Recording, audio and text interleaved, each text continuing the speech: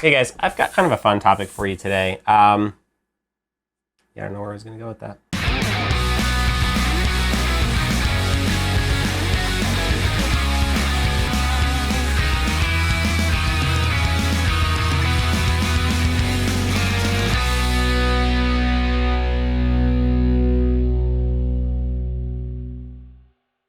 Hey guys, I got a fun topic for today. We're gonna talk about maintenance. Well, first of all, maintenance is like oil change or tire videos or forum threads, I guess is a better analogy, where everybody's got an opinion and everybody's wrong and everybody's an idiot, and you can start the biggest flame wars on the internet with discussions around these things. But I do want to talk about maintenance. Most of you at this point know that I've got the 2021 KTM 500 EXC-F. And you may also know that I came off of a beta 390 before that, and I didn't have a lot of luck with the beta. I wouldn't call it a lemon, like it didn't exactly rattle apart on me, but through a combination of like user error and bad instruction manuals and whatever, it's a whole story. You can go watch those videos. But anyway, like I had a lot of issues with that bike, and so I jumped on the KTM, and I wasn't sure really what to expect because, you know, I guess if you go back a few years, there's sort of this long running thing. I guess the joke is that KTM stands for Kick Till Monday, right? Or whatever. There's variations of that, right? With all the memes on the internet. You know, I don't know how much truth there is to that, and I didn't know when I bought this bike, and I wanted to find out. And so we've kind of run a little bit of an experiment. So let me set this up for you. So I bought the bike last year in January. So it's been 14 months that I've had the bike. I've got damn near 130 hours. I think it's like 127 and change, 128, something like that on it. I have done the oil changes fairly regularly. I've done a video that we'll link to up here about how to do the oil change on this bike. So I've made sure I do that because not doing the oil changes is just gonna shred it, right? But I did want to run a bit of an experiment. I'm pretty hard on the bike, and I wanted to see what would happen with really minimal maintenance. And I wanted to test out this theory that, you know, KTMs or Euro bikes in general take a ton of maintenance, or that they're really hard to keep running, or that they fail a lot, all these sorts of things that you hear flying around. You know, you gotta buy a Suzuki if you want something that'll last, or whatever, right? Everybody's heard these things, these sort of philosophies of buying bikes. And I wanted to see if that was real or not real or whatever. So here's what I did. I bought this KTM a year and some months ago. I've put 130 hours on it. I haven't done jack shit to the bike. Now, I've broken off lots of parts and replaced them, foot pegs and handlebars and guards and tires and all that kind of stuff. I did put a Rec-Loose clutch in it for the performance characteristics, not because there was anything wrong with the clutch plates. And like I said, I've changed the oil. I have not done any of the other recommended maintenance. So I have never even checked the valves on this bike in 130 hours. I know, gasp. But I did it on purpose, and here's my setup. I didn't really care if something went wrong with the bike because I'm pretty comfortable with diving in and do a rebuild on the engine if I need to. Like, that's not an impossible thing, and actually it would make really good content for you guys. We've actually got a rebuild of John's 300 that we're gonna be dropping here eventually whenever he gets around to putting a rough cut together for our editor. But you know, it's not that difficult. It's not that expensive to rebuild a bike. It makes good content. It's not like it's a total catastrophe, like, you know, getting the bike run over by a Mack truck or something like that, right? I didn't really care if something went wrong, and I kind of wanted to see what would happen if you sort of just let it go for a while and I don't know, I guess abused the bike a little bit. My riding is definitely a little bit abusive. You've seen me throw the bike over all sorts of stuff and bang the crap out of everything on it. So it'll be interesting to see what happens inside the engine. Well, I've finally gotten to the point now where I do think it's actually time to do the valve job. I think the valves are actually out of spec. The reason I'm guessing that is I've noticed increasing backfiring or popping on very low throttle angles, especially on deceleration. I thought for a little while it was the get ECU and the pipe, and that's probably a contributing factor, but it's getting worse, and I think that means valves. I'm hoping that they're not burned, because just out of laziness, I don't really want to rebuild the engine right now. You know, or damaged in some other way. So we'll see. What I'm gonna show you guys is a couple of things. I'm gonna show you how to actually check and probably adjust the valves on these bikes. It's not that difficult, and I want you guys to know how to do that. But I'm also gonna dive in and I'm gonna see if, you know, letting it go for 130 hours destroyed it or didn't make any impact at all, or something in between. And we're gonna open it up and see if I can detect any damage. We're gonna try to adjust them, and then we're gonna go ride this weekend, and we're gonna see if adjusting them is all it takes to get that popping to go away, or if there's any kind of damage that I actually need to get in there and fix. So I wish that I could pull the bike into this beautiful studio and do that, but I got a lot going on. We also have our shop for our chin mounts in here, and there's just not space right now. We're doing printer maintenance and all kinds of shit. So we are gonna be going down to the shed. It's an ugly, you know, whatever. It's a mess down there, and I apologize for that. But you'll survive, and you're gonna learn some really cool things. Before I let you go, buy a chin mount. Is that all I wanna say? Yeah, they're really cool. Check it out there. Check out the link in the description. If you run a GoPro, you need one of our chin mounts. Tons of details all over the place. Go hunt it down. They're super awesome. Before you get into the engine on these bikes, before you do like, you're gonna open the engine, pull the valve cover off or whatever and do maintenance on them, you wanna clean the bikes. It doesn't really matter where you ride, the mud, the sand, the dust, whatever, there's gonna be dirt on it, and you don't want that falling into the engine. So we're gonna go wash the bike.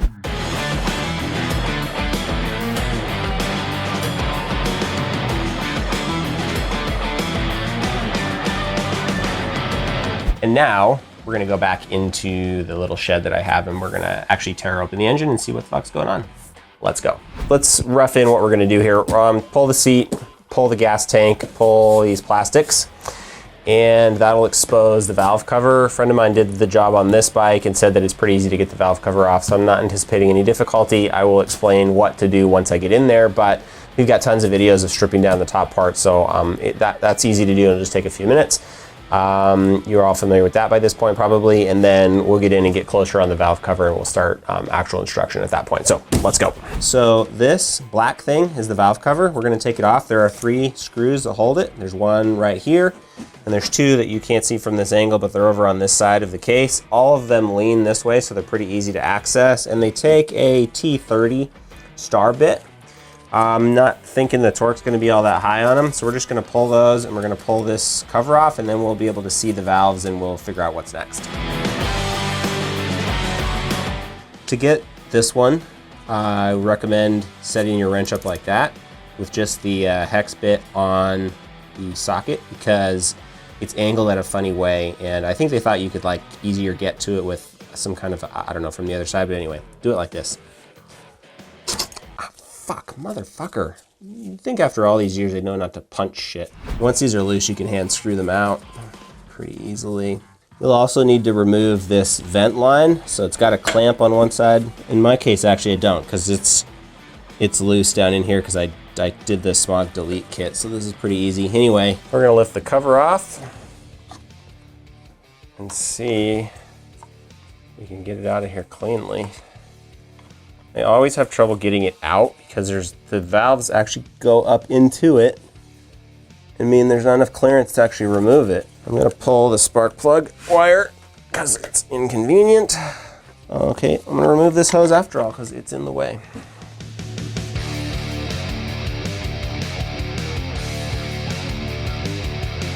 Oh, there we go. Okay, so you can rotate it forward with that hose out of the way, and then it'll come off from the front side. It's got a washer on it, or like a seal.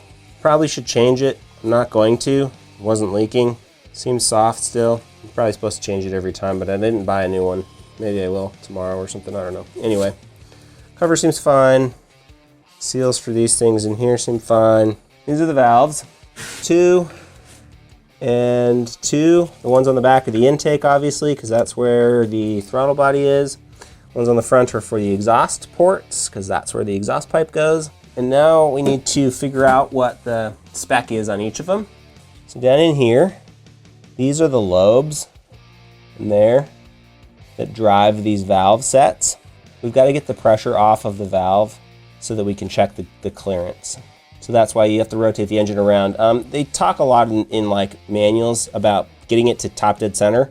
Not gonna do that because I don't care, because it doesn't matter. You just need the pressure off of the lobes so that the rocker arms don't have pressure on them and you can get a proper read. That's all it requires.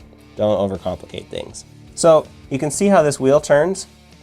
That's a for sure sign that there's no pressure on this from this lobe on the exhaust valve. So I could check them at any point where this wheel is turning, that's totally fine.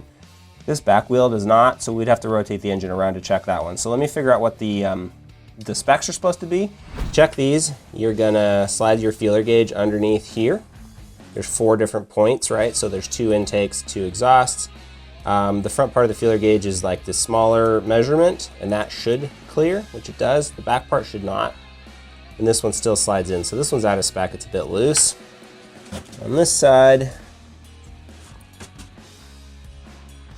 well, the front part goes in. The back part does, but with effort, so that one's pretty close. And then we're gonna wanna check the front. We'll check the exhaust valves. First part clears, second part, I can shove it in with force. It's pretty close though. This one, first part clears easily, that clears easily. So we do have some adjustment to do. The kitty corners are off, and I'll probably try to adjust all of them while they're in. The adjustment that you want to do, so they're, first of all, they're not that far off for how long it's been. But you got to take some measurements. You've got to see what will not fit, and then you've got to do the calculation to figure out the difference.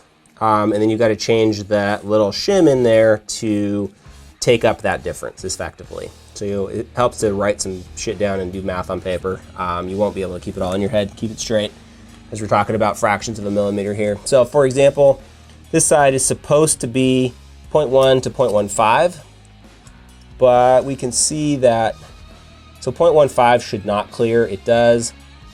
0.17 clears barely. Really not supposed to force these in. 0.17 is clearing, so I've got to take up 0.02.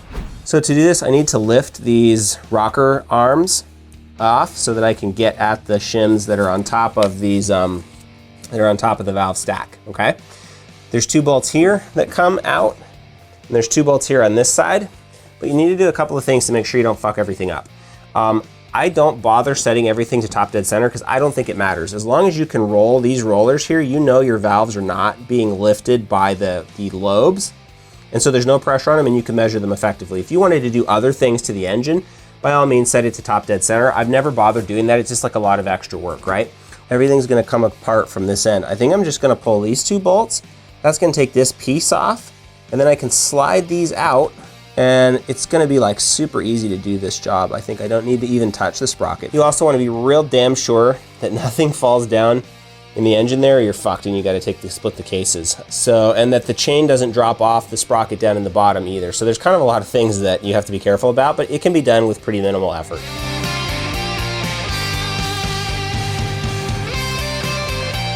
You gotta remove the screws from both sides, okay?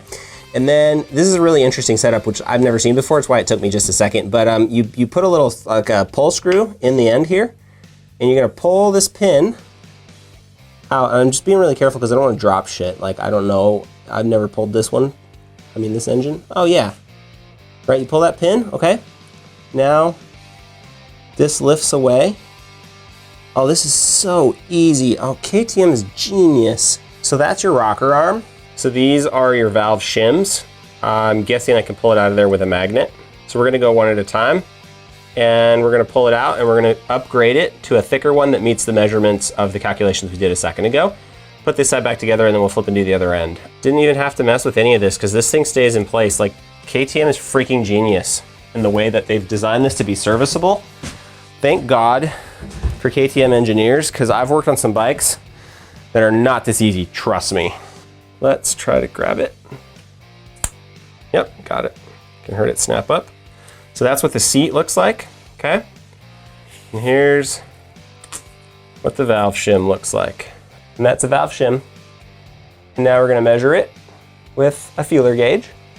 And we're gonna see how thick it is. And then we're gonna find one that's whatever amount thicker from my notes, which I already don't remember. So you write notes. You can't do this job in your head. Okay, so my feeler gauge is on. I need to zero it. 2.23, let's call it 3. So in order to pick the correct shim size to take up the gap or create more space, depending on how you need to adjust your particular valves, what you wanna do is take the range that the valve adjustment is set over. So for example, on the exhaust valves on this bike, I'm looking at a 0.12 to 0.17 clearance for the exhaust, like I just said, yeah, and the 0.1 to 0.15 on the intake side. So I want to pick the middle of that range as my target. That's what I want to end up with. And so I'm going to take the middle of that range. So let's go on the exhaust side, for example. 0.12 to 0.17 is 0.14 is roughly the middle of that range. It's a 0.05 range, right? So let's say 0.14 is my target. Now I'm going to take the actual gap that I measured. So for example, in the front left lobe, or the front left valve, sorry, which is the one I have removed, I found that it was 0.25 was the clearance that I found is actually there. So if I subtract the average or the middle of the range, which is what I want. So 0.14 is my target. If I subtract 0.14 from 0.25, so we're going to take 0.25, which is the actual. We're going to subtract the target, which is 0.14, and that gets us a difference, a gap that I need to fill of 0.11, okay? Now if I take 0.11, so what I effectively need to do is the shim that's in there is 0.11 too small. So I need to take the thickness of the existing shim and I need to add 0.11 to it, and I need a shim that's that new thickness. So I'm gonna take my gauge and I'm gonna zero it. Okay, there's probably better gauges. This one's nice and easy to read. I'm gonna measure this shim that was in there. I'm getting 2.15 actually. That 5's important. I'm gonna turn this off. I'm gonna actually zero this again. So this shim is about 2.2, and again, don't go by the numbers printed on the top, because even if you could read them, and you can't on this one because it's quite worn, they've been worn down from that number, so that whatever number's printed on the old shims you pull out is not accurate. So 2.20, let's call it, is my existing shim, and I need to add 0.11, so 2.2 plus 0.11 equals 2.31, which is what I was thinking last night. 2.31 is the new shim height that I need. So now I'm gonna look at my shim kit, which is why this project spilled over to multiple days. It's ultimately not that difficult, but as you can see, I bought the hot cam shim kit. You can also buy the shims one at a time once you know your new size, but whatever. I like having a kit. Costs like 50 bucks, not that bad. And I need a shim that's about 2.3. A basic principle is you want your valves to be loose, so it's almost impossible to get them exactly on, okay? So you want to err on the loose side, not the tight side. If your valves are too loose, it means they won't open completely, and you may not get full engine performance. But if your valves are too tight, it means they don't close completely, and that's far, far worse. If a valve doesn't close completely, your engine firing cycle happens against an open valve, and that will bend the valve stem, burn the back of the valve, burn the valve seat, and throw away a ton of the capacity of that burn, basically leak it out. It's a really bad situation, not what you want. So you want to err slightly on the loose side and not the tight side. So I need a valve that's 2.3, or a shim, sorry, that's 2.31. I've got 2.28 and 2.32. So I'm gonna take the 2.28, 0.3 less than I wanted. So we'll have a gap of 0.17, which is the max gap. Oh, you know what? So I could actually, I'm picking the middle of the range as a target. So I can go a little tiny bit on either direction, right? So I can take a 2.32 shim, and I'll be 0.01 higher than my target. My target was 0.14, so I'll be 0.15, well inside my 0.17 top gap. Actually, it would be the other way, because this shim is thicker than I wanted. I will be, instead of 0.14 as my target, I'll be 0.13. But again, still inside my 0.12 minimum gap. That's what I should have said. So let's stick this in and we'll move on. These are unnecessary. I didn't need to do them. You can save yourself that extra step. Now that I know how this system is done, I actually really commend KTM for their kind of genius design. Made this really easy to work on, which is almost shocking. Thank you, KTM. Now I'm gonna go around, I'm gonna do the same math to all my others. So on the front right, I said I wanted to add 0.02, 2.35, 0.02 puts us at 2.37, 2.36. So now I've got these two valve shims changed. I'm gonna reinstall the rocker arm. I'm gonna check it for sort of abnormal wear. I mean, I think it's probably worn some, but I don't feel anything rough on it, so I think it's good. So we're gonna stick that back in place. It's just gonna sit right back in there on top of everything really nicely. And then we're gonna slide this pin back in, leave that screw in until we put the screws down in from the top. We'll start with this screw from the back. It's gonna go in here. And I did these one at a time so that nothing crazy happened. Again, Be really careful. You probably should stuff a rag around so you don't drop shit down in the engine. Then we put the little gray screws down in the front. And then once you get them threaded in, you put them, first of all, you can take out your extraction screw. We're gonna need that on the other side, of course, so we'll go ahead and thread it in there. And then we're gonna tighten these back down. I don't know the torque spec. Don't recommend you just wing it, but I have enough experience that I'm comfortable doing it on my bike. If you're not comfortable, figure out the torque spec. Don't strip these out. That'll be a real pain in the ass. And now my rocker is still loose, which is perfect, but like it's back in place. So now I should be able to take my feeler gauges and retest it. So again, this is the exhaust side. I need 0.12 to 0.17. Okay, and I'm gonna re-measure these. So the 0.12 goes in nicely, 0.17 does not. Okay, success on that one. 0.12 will not go in here. Oh, so that one's too tight, so we made a mistake in the calculations. So let's try like a smaller one, let's try 0.1. Let's see what we did. So now we gotta remeasure, we gotta basically start over. Nope, that's because I'm a dumbass, and I think I put back in the old shim. So fun, don't make that mistake. I'm gonna correct that and we'll get back on track in a second here. And that's that. I've changed both intake valves, I've changed both exhaust valves. I actually swapped one of the exhaust valves from one side to the other side because it made a better fit than any of the new shims that I had. The thing about the shims is that they're 0.04 apart from each other, and sometimes you need less or more than that you need like a less of a step to get to the perfect size. So I've had to make a little bit of compromises. Again, you don't want to compromise too tight, better to compromise on the loose side. I've got all of mine right at the bottom of the tightness range so I can get the feeler gauge in, but just barely. The smaller size of the feeler gauge, I'm comfortable with that. Make sure when you're testing it that you torque down these bolts because that'll put pressure on the whole thing and make sure it's accurate. If you test with just the pins slid in and these bolts not tight, which I tried doing a couple of times, you'll get an inaccurate reading, and when you tighten these bolts down, you'll tighten up the clearance. So I'm really comfortable with this. I'm gonna slap the cover back on.